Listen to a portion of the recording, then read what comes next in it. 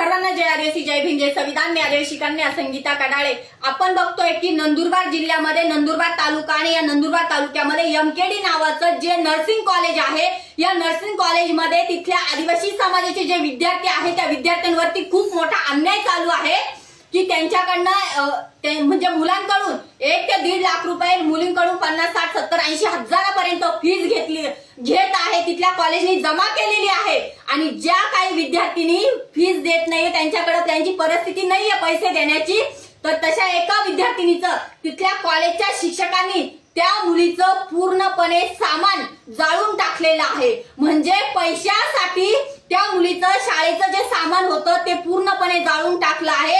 एवढ्या नीच आणि नालायक प्रवृत्तीचे तिथले शिक्षक आहे आणि तिथला प्रिन्सिपल, तो भाडखाऊ प्रिन्सिपल जो आहे ना तिथला, तो तर पळून गेलाय. तो कॉलेज सोडून पळून गेला. पण तू पळून कुठं पळशील? तुला कुठूनही आम्ही शोधून आणू, कारण की आमच्या आदिवासी समाजाच्या विद्यार्थ्यांवरती एवढा अन्याय होत आहे आणि या अन्यायासंदर्भात त्यांनी आवाज उठवला, त्यांनी आंदोलन उभं केलं, तर त्या संदर्भामध्ये त्या मुलांवरती गुन्हे दाखल केले. म्हटलं म्हणजे ते भाडखाऊ तिथलं पोलीस प्रशासन, ते डिपार्टमेंट एवढं कसं खालच्या थराला जाऊ शकतं की कॉलेजमध्ये शिकणाऱ्या मुलांनी आपल्या न्यायासाठी, हक्कासाठी रस्त्यावर उतरले तर त्यांच्यावरती गुन्हे दाखल केले.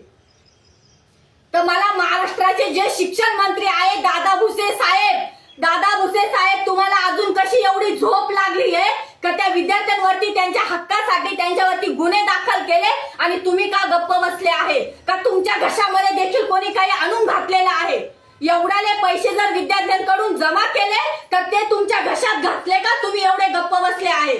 लवकरात लवकर त्या विद्यार्थ्यांचे पैसे 1 ना 1 रुपया त्या तिथल्या कॉलेजनी परत करण्यात यावा आणि त्यांच्यावरती जे गुन्हे दाखल झालेले आहेत ते गुन्हे मागे घेण्यात यावे.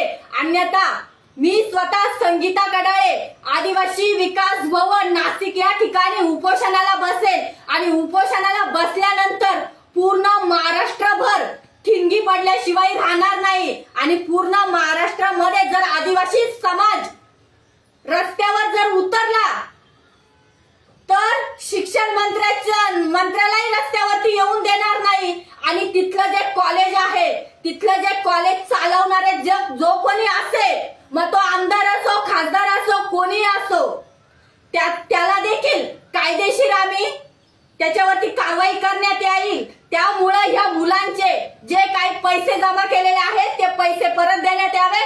त्यांच्यावरती जे गुन्हे दाखल झालेले आहेत ते गुन्हे मागे घेण्यात यावे. सर्वांना क्रांतिकारी जय आदिवासी, जय भीम, जय संविधान.